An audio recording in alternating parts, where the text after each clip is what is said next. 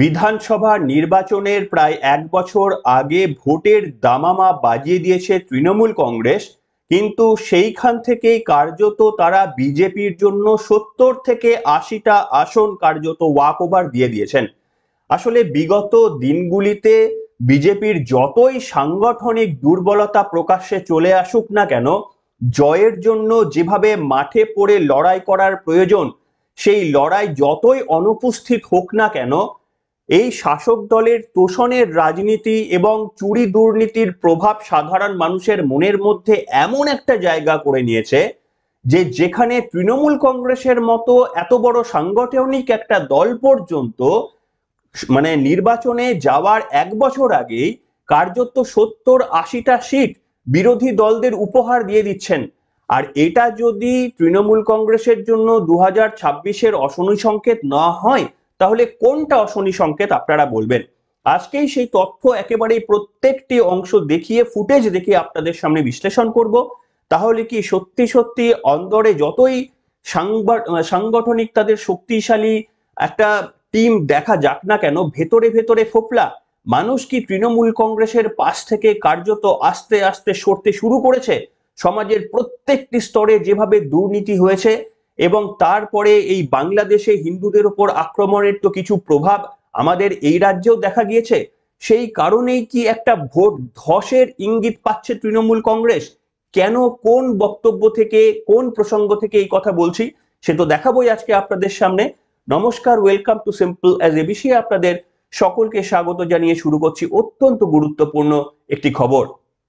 দেখুন, এটা সকলেই কার্যত একটা অপেক্ষায় রয়েছে যে মহারণ, অন্যান্য বিধানসভার সঙ্গে পশ্চিমবঙ্গের বিধানসভার মহারণটা একটু আলাদা। তার কারণ সত্যি পশ্চিমবঙ্গে যুদ্ধ হয়, অন্যান্য জায়গায় যেখানে ভোট যুদ্ধ হয় নির্বাচনের সময়, আমাদের এখানে রক্তক্ষয়ী যুদ্ধ হয়। সেই কারণে মানুষের আশা আকাঙ্ক্ষা উদ্দীপনা সবকিছুই বেশি। বিশেষ করে পরপর 3টি টার্মে তৃণমূল কংগ্রেস জিতে আসার পর তাদের জন্য যত দিন যাবে ততই লড়াই কঠিন হবে, এটা খুব স্বাভাবিক ব্যাপার গণতন্ত্রের নিয়ম অনুসারে। কিন্তু তৃণমূল অন্যদিকে এত বড় একটা সাংগঠনিক শক্তিশালী দল, সেখানে বিজেপির সাংগঠনিক দক্ষতা অন্তত পশ্চিমবঙ্গে অত্যন্ত কম। সেইখানে কি তৃণমূলের মতো এত শক্তিশালী একটি দলকে টক্কর দেওয়া সম্ভব হবে? এই প্রশ্নগুলো বিভিন্ন ক্ষেত্রে আমরাই তুলেছি।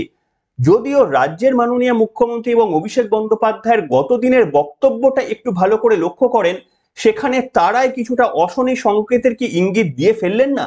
হ্যাঁ, কোন প্রসঙ্গে বলছি এবার সরাসরি আসি আপনাদের কাছে। দেখুন, গতকাল অভিষেক বন্দ্যোপাধ্যায় তিনি তো বিভিন্ন বক্তব্য বলেছেন, তার মধ্যে একটি বক্তব্য প্রথমে আপনাদের সামনে দেখাবো, যেখানে তিনি বলছেন যে রাজ্যের মাননীয় মুখ্যমন্ত্রী আপনাদের সামনে যে টার্গেটটি বেঁধে দিয়েছেন 2/3 আসন নিয়ে আমরা ফিরে আসব, সেটাকেও তিনি রেকটিফাই করলেন।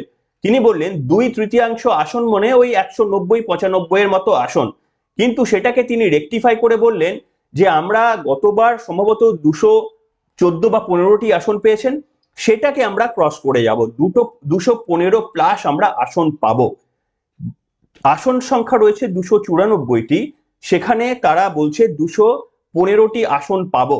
তাহলে কি এমনিতেই 77, 78, 79 এই ধরনের প্রায় 80-র কাছাকাছি আসন বিরোধীদের এক বছর আগে নির্বাচনে যাওয়ার আগেই ছেড়ে দিচ্ছে তৃণমূল কংগ্রেস? দেখুন, স্বপ্নের খিচুড়িতে তো ঘি ঢালতে অসুবিধা কিছু ছিল না, যেটা তৃণমূল কংগ্রেস করেই থাকে। তাহলে এবারের স্বপ্নে ঘি কি কম পড়ে গেল? এই প্রশ্নটা উঠবে, কিন্তু বক্তব্যটা একবার শুনে নিন। আমরা যতবার লড়েছি এদেরকে গোহারা হারিয়েছি। আমাদের লক্ষ্য, মমতা বন্দ্যোপাধ্যায় গত মাসে বিধানসভা থেকে বলেছে 2/3 বেশি আসন নিয়ে তৃণমূল ক্ষমতায় আসবে। 2/3 মানে 195 বা 196টা আসন। আমি আপনাদের বলবো, আমরা 214টা আসন 2021-এ পেয়েছিলাম। সেই লক্ষ্য অবিচল থেকে আমাদের সেই মাপকাঠি পেরিয়ে 215-র বেশি আসন নিয়ে চতুর্থবার যাতে বাংলার মুখ্যমন্ত্রী মমতা বন্দ্যোপাধ্যায় হয়, সেটা আমাদের সকলকে সুনিশ্চিত করতে হবে। শুনলেন বন্ধুরা অভিষেক বন্দ্যোপাধ্যায়ের বক্তব্য। ওই যে আপনাদের বললাম, স্বপ্নের খিচুড়িতে সেখানে যত খুশি ঘি ঢালা যেতেই পারে, কিন্তু সেই স্বপ্নের খিচুড়িতেও ঘি ঢালতে গিয়ে কার্পণ্য দেখা গেল প্রথমত তৃণমূল নেত্রী সেটাকে নামিয়ে এনেছিলেন 190 এর ঘরে। অভিষেক বন্দ্যোপাধ্যায় ভুল সংশোধন করে বললেন না 190 না, আমরা 215 তো পেয়েছিলাম, 215 প্লাস পাবো। অর্থাৎ একটা বড় অংশের আসন, গতবারে যে আসন তারা পায়নি, এবারেও ঠিক সেই সমপরিমাণ আসন যে তারা পাবেন না, সেটা 1 বছর আগেই তারা বুঝতে কার্যত পেরে শিখে গিয়েছেন। আপনারা বলবেন যে আমি কোথা থেকে এইভাবে বলছি আপনাদের সামনে। দেখুন, আপনাদের এবার একটা বক্তব্য শোনাচ্ছি। এইটা সম্ভবত 2019-এর বক্তব্য, লোকসভা নির্বাচনের আগে। এই ধরনের বক্তব্য তৃণমূল কংগ্রেস প্রায়ই বলে, যে কোনো নির্বাচনের আগে তারা বলে যে 42-এ 42 পাবো, এই ধরনের বক্তব্য বলে। 2019-এর একটা মন্তব্য শোনাচ্ছি। কার মন্তব্য? স্বয়ং রাজ্যের মাননীয় মুখ্যমন্ত্রী, তৃণমূল নেত্রী, তার বক্তব্য শুনুন তো কি বলেছিলেন তিনি। বাংলায় 1426, তাই মানুষ বলছে বাংলা দেবে 42-এ 42। এই 42টা সিট নিয়ে মোদি হাটাও, দেশ বাঁচাও, এটাই আমাদের প্রজেক্ট। অন্ধ্রপ্রদেশ শুনলেন বন্ধুরা, সেই সময়েও কিন্তু তিনি 42-এ 42 পাবো, 2019-এ বলেছিলেন 42-এ 42 পাবো। যদিও সেবারে বিজেপি 18টি সিট কিন্তু পেয়ে গিয়েছিল, সে যাই হোক অন্য কথা। কিন্তু আমার বক্তব্য হচ্ছে ওই যে স্বপ্নের খিচুড়িতে ঘি মেশাতে কিন্তু 2019-এ কার্পণ্য করেননি, 2021-এও কার্পণ্য করেননি, বরঞ্চ 2021-এ বিজেপি কিন্তু স্বপ্নের খিচুড়িতে বেশ ভালো ঘি মেশাতে পেরেছিল। আপকি বার 200 পার তারা বলেছিলেন, স্বপ্নের খিচুড়িতে তারা ভালো ঘি মিশিয়েছিল। কিন্তু এবারে তৃণমূল কংগ্রেসের যেন খিচুড়িতে ঘি মেশানোটা সেইটা কিছুটা কমে গেল। অভিষেক বন্দ্যোপাধ্যায় যাওয়ার আগে অনেকটা আসন কার্যত বিজেপি বা বিরোধীদের জন্য ছেড়ে দিলেন। তাহলে কি কোথাও গিয়ে বোঝা যাচ্ছে যে এই যে পশ্চিমবঙ্গে বিভিন্ন রকমের যে চুরি দুর্নীতি, একের পর এক মন্ত্রীদের জেল যাত্রা, এগুলো যে মানুষকে প্রভাবিত করেছে, সন্দেশখালির মতো ঘটনাগুলো প্রত্যেকটি সাধারণ মানুষের ভাবাবেগে আঘাত করেছে, সর্বোপরি ওপার বাংলায় মোহাম্মদ ইউনূস প্রশাসনে যেভাবে হিন্দুদের ওপর অত্যাচার, তার ঠিক কিছুটা ছোট্ট সংস্করণ যদি আপনারা বলেন। সেখানে এই যে সরস্বতী পুজোর যে আঁচ আমরা দেখলাম, এছাড়াও বিভিন্ন পুজোতে মূর্তি ভাঙা, এগুলোই কি তাহলে হিন্দু ভোটের একটা ধস মমতা বন্দ্যোপাধ্যায়ের ভোটার তালিকা থেকে নামাতে পারে? মাত্র 5-6% ডিফারেন্স রয়েছে। দেখুন, আসন সংখ্যার কিন্তু অনেক ডিফারেন্স আমরা লক্ষ্য করছি, কিন্তু ভোটের ডিফারেন্স, কিন্তু ভোটার পার্সেন্টেজের ডিফারেন্স কিন্তু খুব বেশি নয়, এটা মাথায় রাখতে হবে। মাত্র 3-4% ভোট যদি এদিক থেকে ওদিকে চলে যায়, তাহলেই কিন্তু পট পরিবর্তন হয়ে যেতে পারে। কিন্তু একথা আমি বলছি যে বিজেপির সেই 3-4% তাদের সাংগঠনিক দক্ষতার জোরে তারা সেই ভোট আনতে পারবে না। যদি সেই ভোট আসে, তাহলে তোষণের রাজনীতির জন্য হয়তো কিছু মানুষ ভয় পেয়ে গিয়ে তাহলেই তারা বিজেপির দিকে ঝুঁকবে। এর জন্য বিজেপির কোনো সাংগঠনিক দক্ষতার আমি একেবারে এর ক্রেডিট দিতে রাজি নই। যত এই সরস্বতী পুজোর মতো ঘটনা ঘটবে, যত মূর্তি ভাঙার মতো ঘটনা ঘটবে, সেগুলো তো হিন্দু কমিউনিটির মানুষরা আর ভায়োলেন্সের মাধ্যমে তারা প্রকাশ করেন না, তারা এর উত্তর ভোটের মাধ্যমে দেওয়ার প্রচেষ্টা করবেন। এবং সেইখানে কি তৃণমূল কংগ্রেসের একটা ভয়ের জায়গা থেকে যাচ্ছে? যাই হোক, এবার আপনাদের সামনে আমি যেটা বলবো, গতদিনে অভিষেক বন্দ্যোপাধ্যায় আরো বেশ কিছু বক্তব্য বলেছেন। ওই যে ফাঁসির মঞ্চে উঠে যাব 10 পয়সার দুর্নীতি ধরা পড়লে, এবং তিনি বলেছেন যে আমার নাম ভাববাচ্চে নিয়ে বলছে, এ ডার মুঝে আচ্ছা লাগা। এই বক্তব্যগুলো শুনতে শুনতে তো কান পচে গিয়েছে। তিনি আবারও একটা কথা বলেছেন, এটাও আগেও বলেছিলেন, যে শুভেন্দু অধিকারী এবং মুকুল রায়, এদের গাদ্দারি তিনিই নাকি দলের মধ্যে প্রথম ধরে ফেলেছিলেন। আর এর উত্তরে বিরোধী দলনেতা ঠিক কি বললেন সেটা আপনাদের শোনাবো, কিন্তু তার আগে মনে করিয়ে দিতে চাইবো অভিষেক বন্দ্যোপাধ্যায় কি বলেছিলেন, শুনুন। বিগত দিনে যারা দলের সাথে বেইমানি করেছিল, মুকুল রায়, শুভেন্দু অধিকারী, এদেরকে চিহ্নিত করার কাজটা আমি করেছিলাম। আগামী দিনেও যদি কেউ দলের সাথে বেইমানি করে, এদের চিহ্নিত করে, এদের লেজে গোবরে করে প্যাকেট করে বাংলা ছাড়া করার দায়িত্বটা আমি আমার কাঁধে তুলে নিলাম। বাজারে রটিয়ে দেওয়া হচ্ছে অভিষেক বন্দ্যোপাধ্যায় বিজেপিতে যাবে। আরে আমার গলা কেটে দিলে কাটা গলা থেকে মমতা ব্যানার্জি জিন্দাবাদ বেরোবে। আমি বেঈমান নই। বাজারে ছড়িয়ে দেওয়া হচ্ছে নতুন দল আসছে, বিজেপির হাতে কলকে আর তামাক খেয়ে কয়েকটা সংবাদ মাধ্যম আর 2-4টে সাংবাদিক এই কাজটা করছে। আমি তাদের নাম করে এই সবার পরিবেশ নষ্ট করব না। আর খবরে যা দেখবেন, আমি আপনাকে বলছি 100তে 100টাই মিথ্যে। শুনলেন বন্ধুরা অভিষেক বন্দ্যোপাধ্যায়ের বক্তব্য। তিনি দাবি করেছেন তিনি নাকি প্রথম তৃণমূল কংগ্রেসের ব্যক্তি যিনি এই শুভেন্দু অধিকারী এবং মুকুল রায়ের গাদ্দারি ধরে ফেলেছিলেন। দেখুন, আমি তো ভেতরের কথা বলতে পারবো না, আপনারা কেউই বলতে পারবেন না এবং কেউই বলতে পারে না, কিন্তু আমার এটুকু অন্তত মনে রয়েছে যে শুভেন্দু অধিকারী যখন বেরিয়ে আসার মতো একটা আলোচনা চলছিল তৃণমূল কংগ্রেসের অন্দরে, তখন অভিষেক বন্দ্যোপাধ্যায় শুভেন্দু অধিকারীর সঙ্গে কিন্তু বৈঠক করেছিলেন, তাকে আটকে দেওয়ার কিন্তু তিনি শত চেষ্টা করেছিলেন, এই খবরটা আমাদের কাছে রয়েছে। তাহলে প্রশ্ন হচ্ছে, যদি তিনি গাদ্দারি করে থাকেন এবং যদি বুদ্ধিমত্তার জোরে অভিষেক বন্দ্যোপাধ্যায় সেটাকে ধরেও ফেলেন, তাহলে আবার তাকে আটকানোর জন্য কেন প্রচেষ্টা করেছিলেন? সম্ভবত সৌগত রায়, তিনি এবং আরো বর্ষিয়ান কয়েকজন মিলে শুভেন্দু অধিকারী কার্যত যখন বিজেপির দিকে প্রায় ঢলে পড়ছে, তখন শেষ চেষ্টা তারা করেছিলেন, কিন্তু সেটাও ব্যর্থ হয়েছিল। তাহলে আজকে যে বুক ফুলিয়ে দাবিটা করছেন সেটা শুভেন্দু অধিকারী মানেননি বলে তাহলে গদ্দারি কোথায়? তিনি ডিসিশন নিয়েছিলেন, বেরিয়ে চলে এসেছিলেন।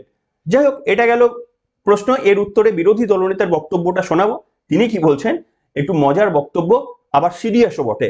এই দুটো বক্তব্য, নিজের সম্পর্কে কি বললেন এবং মুকুল রায় সম্পর্কে কি বললেন, শুনুন আপনারা। ও তো ভালোই বলেছে।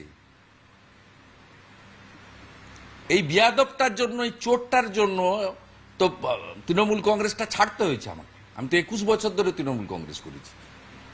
মমতা ব্যানার্জির হাইয়েস্ট অ্যাপিজমেন্ট, তোষণের রাজনীতি এবং এই যে এটাকে বাছুরটাকে যে তুলেছে, এইটার বিরুদ্ধেই তো আমার প্রতিবাদ ছিল। এবং আমি মনে করি এই ছোড়ার এতটুকু মনুষ্যত্ব নেই। মুকুল রায় আজকে কোথায়? মুকুল রায় আজকে হসপিটালে ভর্তি আছে। মুকুল রায় আজকে কলকাতায় একটা প্রাইভেট হসপিটালে ভর্তি আছে সংকটজনক অবস্থায়। এই লোকটা যে বিজেপি থেকে জিতে কৃষ্ণনগরের মতো সিট, যেখানে আপনি আমি যে কেউ দাঁড়ালে, পদ্মফুল দাঁড়ালেই জিতবে, সেই সিট থেকে ভারতীয় জনতা পার্টি তাকে জিতিয়েছে। এবং ভারতীয় জনতা পার্টির সমস্ত নিয়ম ভেঙে দুজনকে টিকিট দিয়েছিল, মুকুল রায়কে এবং তার পুত্রকে, যেটা ভারতীয় জনতা পার্টি সরাসরি একটা নির্বাচনে করে না। এমপিতে কাউকে দিলে এমএলএতে দেয়, সেটা ঠিক আছে, কিন্তু ভারতীয় জনতা পার্টি মাননীয় মুকুল রায়কে সর্বোচ্চ সম্মান দিয়ে ভালো সিট বেছে দিয়েছিল পার্টি, আমি নিজে জানি। এবং তার পুত্রকেও বীজপুর কেন্দ্রে সুযোগ দিয়েছিল। আজকে এই মমতা ব্যানার্জির কে ক্ষমতায় আনার জন্য মুকুল রায়ের যে কন্ট্রিবিউশন ছিল, আজকে দেখুন আমার সঙ্গে তো বিরোধ আছে। সকালবেলা বলছে না শুভেন্দু যেটা শুনছিস ঠিক না, আমি যাচ্ছি না। একটার সময় গিয়ে এই ভাইপোর হাত থেকে, এই কয়লা ভাইপোর হাত থেকে উত্তরীয় নিয়েছে, যে আজকে গদ্দার বলে তাকে বলল। তিনি আজকে হসপিটালে। আর এই শুভ্রাংশুকেও বলি, ওই নেতাজি ইন্ডোরে বসে তা হজম করলো কি করে? আমরা জানি মুকুল রায় নিজে যেতে চায়নি, শুভ্রাংশু নিয়ে গেছে তাকে। বিজেপির এমএলএ তৃণমূলে নিয়ে গেছে ভাইপোর কাছে। এই যে একটা মনুষ্যত্ব রহিত, এই যে রক্ত মাংসের শরীরে গড়া মানুষ নয়, এর চামড়া যে মানুষের চামড়া নয়। হুঁশ যার আছে তার নাম মানুষ। এর কোনো বোধ নেই যে আমাকে যা খুশি বলুক, আমি পিসিকে হারিয়েছি, একদিন আসবে ওকে ভিতরেও ঢোকাবো এবং হারাবো। শুনলেন বন্ধুরা, দেখুন শুভেন্দু অধিকারী তো নিশ্চিতভাবে দল থেকে বেরিয়ে আসার যদি অন্যতম বড় কারণ হয়ে থাকে, সংবাদ মাধ্যমের অন্তত তথ্য অনুযায়ী সেটা হচ্ছে অভিষেক বন্দ্যোপাধ্যায়। এবং সেই কারণেই অভিষেক বন্দ্যোপাধ্যায় সম্ভবত বলেছেন যে আমার জন্য আমি গাদ্দারদের প্রথম ধরে ফেলেছি। দেখুন, তিনি যেমন গাদ্দারদের ধরেও ফেলেছেন, আবার বিভিন্ন তৃণমূল থেকে বিজেপিতে চলে যাওয়া যাদেরকে তারা গাদ্দার বলেন, সেই সমস্ত প্রচুর মানুষদের তো সাড়ম্বরে ফিরিয়েও এনেছেন। এই মুকুল রায়ের কথা যে তিনি বললেন, প্রশ্ন হচ্ছে এই নিয়ে অনেক কিছু তথ্য আপনাদের সামনে দেওয়া যেতে পারে। প্রথম কথা হচ্ছে, কৃষ্ণনগর থেকে একটা বিজেপির জেতা আসন, সেখানে একটা খুঁটি রেখে দিলেও কার্যত জিতে যেতে পারে বিজেপি। এরকম একটা জায়গা থেকে মুকুল রায়কে বিজেপি কতটা সম্মানজনক পজিশনে দাঁড় করালো, সেই অবস্থা থেকেও মুকুল রায় জিতে আসার পর তিনি আবার তৃণমূল কংগ্রেসে যোগদান করলেন এবং সেখানে অভিষেক বন্দ্যোপাধ্যায় সম্ভবত উত্তরীয় পড়িয়ে দিয়েছিলেন। অর্থাৎ একবার বিজেপি থেকে ঘর বাপসি হওয়ার পরও অভিষেক বন্দ্যোপাধ্যায় যাকে সাদরে গ্রহণ করেছেন, তাকেই আবার গাদ্দার বলছেন। এই ব্যাপারটা তাহলে রাজনীতিতে কি অভিষেক বন্দ্যোপাধ্যায়ের ভাবমূর্তি উজ্জ্বল হচ্ছে? তিনি যে স্বচ্ছ ভাবমূর্তির দাবি করেন, তাহলে এই ধরনের ঘটনাগুলো তো এগুলো মানুষ প্রত্যক্ষ করেছে। হ্যাঁ, মানুষ হয়তো একসঙ্গে সবটা সাজাতে পারে না, কিন্তু সময়ের সঙ্গে সঙ্গে তো মানুষের সবগুলোই মনে পড়ে যাবে। যেমন আপনাদের আমি মনে করিয়ে দিলাম, তিনিই তো ঘর বাপসি করিয়েছিলেন। তাহলে সত্যি যদি গাদ্দার হয়ে থাকতো মুকুল রায়, তিনি যদি প্রথম ধরতে পারতেন, তাহলে কেন ফিরিয়ে আনলেন? এবং এখনো পর্যন্ত মুকুল রায় অসুস্থ। শুভেন্দুবাবু যে কথা বললেন যে একজন অসুস্থ মানুষকে নিয়ে তো এ কথা বলা যায় না। তার কারণ আপনারা দেখবেন যে কোনো রাজনৈতিক নেতার মৃত্যু হলে সবাই ফুলের বুকে নিয়ে চলে যায় এবং ভালো ভালো কথা বলেন। জানি না সকলে এই ধরনের ঘটনার অপেক্ষা করেন কিনা, যে মরে গেলে তারপরে ভালো বলবো, তারপরে যাব।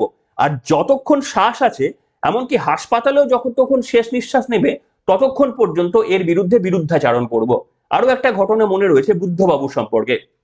বুদ্ধবাবু তার সিওপিডি জনিত সমস্যায় কত ভুগছিলেন, সেইখানে মুখ্যমন্ত্রী মমতা বন্দ্যোপাধ্যায় একটা দাবি করেছিলেন, তাকে দেখে নাকি বুদ্ধবাবু হাত নেড়েছিলেন। এ নিয়ে অনেক বিতর্ক হয়েছে, কিন্তু আমি মুখ্যমন্ত্রী সম্পর্কে অন্য আর কোনো কথা বলবো না, আপনারাই বুঝবেন। আর দ্বিতীয়ত হচ্ছে কুণাল ঘোষ, তিনি যা ইচ্ছা তাই বলে গিয়েছিলেন বুদ্ধবাবু সম্পর্কে যখন তিনি হাসপাতালের মধ্যে ভর্তি। মানে এইটুকু পর্যন্ত আমাদের রাজনৈতিক নেতাদের সৌজন্যতা বোধ নেই যে মৃত্যুর সঙ্গে যারা পাঞ্জা লড়ছে, যারা শরীর খারাপ, যারা অসুস্থ, যারা হসপিটালাইজ দীর্ঘদিন ধরে, তাদেরকে রাজনীতির আঙিনায় নিয়ে আসা উচিত নয়। তার কারণ তারা কাউন্টারে কোনো বক্তব্য বলতে পারছেন না। অথচ এই ঘটনা দিনের পর দিন আমাদের সামনে ঘটেছিল, এবং সেই ঘটনা থেকে অভিষেক বন্দ্যোপাধ্যায় নিজের স্বচ্ছ ভাবমূর্তি বজায় রাখার জন্য বলছেন তিনি গাদ্দারি ধরে ফেলেছিলেন। গাদ্দারি যদি ধরতেন, তাহলে তিনি যদি মুকুল রায়কে ফিরিয়ে না আনতেন, তাহলে বুঝতাম যে সত্যি তিনি গাদ্দারিটা ধরেছিলেন। তাহলে এটাকে কি বলবেন? একজন গাদ্দারকে ঘর বাপসি করা যিনি করাচ্ছেন, তাকে কি নামে বলা যেতে পারে? এটা আমি বলতে পারবো না, আমার বলার এখতিয়ারও নেই। যাই হোক, তবে সর্বশেষের দিকে, একেবারে পর্বের শেষের দিকে এসে যেটা আপনাদের সামনে আমি বলার চেষ্টা করব, সেটা হচ্ছে এই যে কেন্দ্রীয় তদন্তকারী সংস্থা, তারা কার্যত মমতা বন্দ্যোপাধ্যায় এবং অভিষেক বন্দ্যোপাধ্যায়কে অনেকটা এক করে দিলেন। অভিষেক বন্দ্যোপাধ্যায় মঞ্চের ওপর থেকে বললেন যে আমাকে নিয়ে অনেক কথা উঠছে, আমি বিজেপিতে যাব, আমি নতুন দল তৈরি করব, অনেক কথা উঠছে, কিন্তু আমি গাদ্দার নই। আমার গলা কেটে দিলেও আমার কাটা মুন্ডু থেকে জয় বাংলায় বেরোবে। দেখুন, এইগুলো তো কি বলবো, এগুলো সাউথ ইন্ডিয়ান সিনেমার ডায়লগ হিসেবে এগুলো ভালো, কিন্তু একজন রাজনৈতিক নেতা এতদিন রাজনীতি করছেন, এই ধরনের বক্তব্য প্রথম দিকে হাততালি পাওয়া যায়। বারবার এই বক্তব্যগুলো বললে একটু মোনোটোনাস হয়ে যায় নাকি? কাটা মুন্ডু থেকে সেও নাকি কথা বলবে। যাই হোক, তো সেই কথা তিনি বললেন, কিন্তু আপনাদের বক্তব্যটা একবার শোনাবো। কিন্তু এখান থেকে কি এটা প্রমাণ হচ্ছে না যে আপনার জাস্টিফিকেশন দেওয়ার দরকারটাই বা কি ছিল? কেন আপনি জাস্টিফিকেশন দিতে গেলেন যে আপনি গাদ্দার নন, আপনি বিজেপির সঙ্গে হাত মেলাবেন না? কে, কোনো কি রাজনৈতিক নেতৃত্ব এই তথ্য বলেছে? কোনো কি এমন কেউ বলেছে যে রাজনীতিতে যিনি অত্যন্ত পোড় খাওয়া, তার জবাব আপনি দিলেন? আপনি কার প্রশ্নের জবাব দিলেন? এই আমাদের মতো সাধারণ ইউটিউবাররা যারা বারবার বলেছিলাম যে এরকম হলেও হতে পারে, এরকম একটা সম্ভাবনার কথা শোনা যাচ্ছে অসমর্থিত সূত্রে, আমরা বলেছিলাম যে এরকম একটা অসমর্থিত সূত্রে কথা বলা যাচ্ছে, এর কোনো প্রমাণ আমাদের হাতে নেই, এরকম ভাবেই আপনাদের সামনে আমরা বলেছিলাম। কিন্তু প্রশ্ন হচ্ছে, তাহলে কাদের প্রশ্নের এই জবাব দিলেন অভিষেক বন্দ্যোপাধ্যায়? শুনুন, আপনারা এই বক্তব্যটা শুনুন। শুনলেন বন্ধুরা? তাহলে মানে এটাকেও কি আপনারা বলবেন যে ঠাকুর ঘরে কে আমি কলা খাইনি? এই প্রশ্নগুলো হঠাৎ করে তিনি উত্তর দিতে গেলেন কেন? রাজনীতিতে বড় বড় যারা ব্যক্তি, তাদের নিয়ে কানাঘুষা বিভিন্ন আলোচনা হয়, এমনকি ফিল্ম আর্টিস্ট যারা, তাদেরকে নিয়েও বিভিন্ন আলোচনা হয়, কিন্তু তারা কি সেই প্রশ্নের উত্তরগুলোর জবাব দিতে যাবেন? এইটা আমাকে বলুন। একটা ছোট্ট উদাহরণ আপনাদের সামনে দিই। এই যে ধরুন, অখিলগিরি এত কুৎসিত মন্তব্য করলেন দ্রৌপদী মুর্মু সম্পর্কে। আচ্ছা, দ্রৌপদী মুর্মু কি কোনোদিন দেখেছেন যে এটা সম্পর্কে বলেছেন যে না, এটা তোমার বলা উচিত হয়নি, এটা বলাটা উচিত নয়? দেখেছেন কোনোদিন বলেছেন? ওই ঘটনাটাও তো সত্যি ঘটনা, এরকম নয় যে কানা ঘুষো শোনা যাচ্ছে। সত্যি ঘটনারই অনেক সময় জবাব দেওয়া যায় না, তার কারণ কিছু কিছু জিনিস ইগনোর করতে হয়। নিজের সম্মানটা বৃদ্ধির জন্য কিছু কিছু জিনিস ইগনোর করতে হয়। আর অভিষেক বন্দ্যোপাধ্যায়, তৃণমূল কংগ্রেসের সেকেন্ড ইন কমান্ড, তিনি এইটুকু ছোট্ট জিনিস হজম করতে পারলেন না, এইটুকু রাগ তিনি সম্বরণ করতে পারলেন না যে কোনো বড় নেতৃত্বর কাছ থেকে। এটা কি রাহুল গান্ধী বলেছেন? এটা কি বিরোধী দলনেতা শুভেন্দু অধিকারী বলেছেন? নরেন্দ্র মোদী বলেছেন?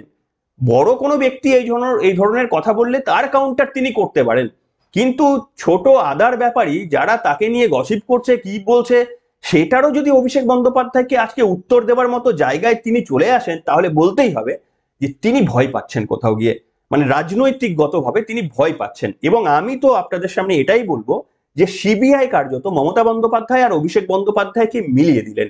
তাদের যে এই যে মনোমালিন্য চলছিল বলে যেটা আঁচ পাওয়া যাচ্ছিল বিভিন্ন সূত্রে, তার সত্যতা তো আমরা দাবি করতে পারি না, কিন্তু বিভিন্ন খবর প্রসঙ্গে যে তথ্য আমাদের কাছে আসছিল যে এই যে তাদের মধ্যে একটা মনোমালিন্য চলছিল, সিবিআই এর এই নোটিশ পাওয়ার, সিবিআই এর চার্জশিটে, তৃতীয় সাপ্লিমেন্টারি চার্জশিটে অভিষেক বন্দ্যোপাধ্যায়ের নাম থাকার পরই অভিষেক বন্দ্যোপাধ্যায় যেমন এক স্টেপ ডাউন হওয়ার দিকে এগোলেন, আবার মমতা বন্দ্যোপাধ্যায়ও বুঝেছেন যে অভিষেক বন্দ্যোপাধ্যায়ের তো একটা ফ্যান ফলোয়ার্স রয়েছে, তারও তো একটা সাংগঠনিক দক্ষতা রয়েছে, কাজে তিনি যদি মানে গদ্দারি শব্দটা আমার বলা উচিত হবে না, তিনি যদি ছেড়ে বেরিয়ে যান বা তিনি যদি ওইভাবে সাপোর্ট না করেন, কিংবা লোকসভা নির্বাচনে যেমন তিনি শুধু ওই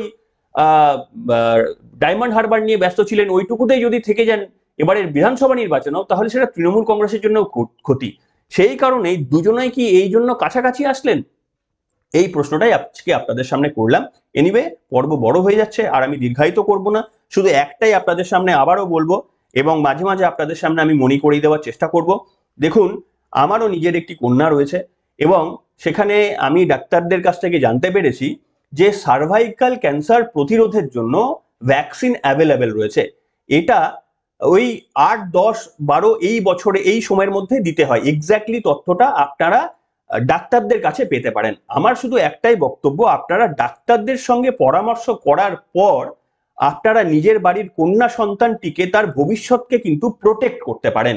এই সার্ভাইকাল ক্যান্সারের ভ্যাকসিনটা যদি আপনি দিয়ে দিতে পারেন, তাহলে কিন্তু আপনার সন্তান অনেকটা প্রোটেক্টেড, ভবিষ্যতের এই ভয়ঙ্কর রোগের হাত থেকে কিন্তু প্রোটেক্টেড হবে।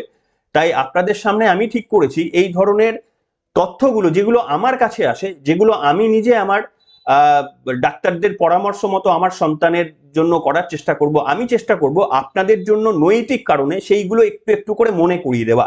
তো এরপরে আমার কথা মেনে তো অবশ্যই করবেন না আপনারা, তার কারণ ভ্যাকসিনের কি সাইড এফেক্ট রয়েছে, ভ্যাকসিনের কি উপকারিতা রয়েছে সেটা তো আমার পক্ষে বলা সম্ভব নয়। সেই কারণেই আপনাদের বললাম ডাক্তারের পরামর্শ মেনে আপনারা কিন্তু একবার এটা ভেবে দেখবেন, কারণ যদি সত্যি এটা কাজের হয় তাহলে ওই একটা ভ্যাকসিন আপনার কন্যা সন্তানের ভবিষ্যৎ এবং তার ফ্যামিলিকে কিন্তু প্রোটেক্ট করতে পারে। এবং ভাববেন না এটা আমি কোনো স্পন্সর ভিডিও, কেউ আমাকে স্পন্সর করছে, একদমই ভাববেন না। আমি কখনোই স্পন্সরশিপ কারোর কাছ থেকে নিই না, আপনারাও খুব ভালোভাবে জানেন। আমি শুধুমাত্রই একেবারে নিজে একজন পিতা, সেই জায়গা থেকে আপনাদের সামনে আমি এটা বললাম। যাদের বাচ্চাদের বয়স, কন্যাদের কথা বলছি, যাদের বাচ্চাদের বয়স ওই 8 থেকে 10, 12 বছরের মধ্যে, তারা একটু ডক্টরদের সঙ্গে বিভিন্ন ক্ষেত্রে তো যান, একটু পরামর্শ করে নেবেন। এনিওয়ে, সবাই ভালো থাকবেন, এখনকার মতো এখানে।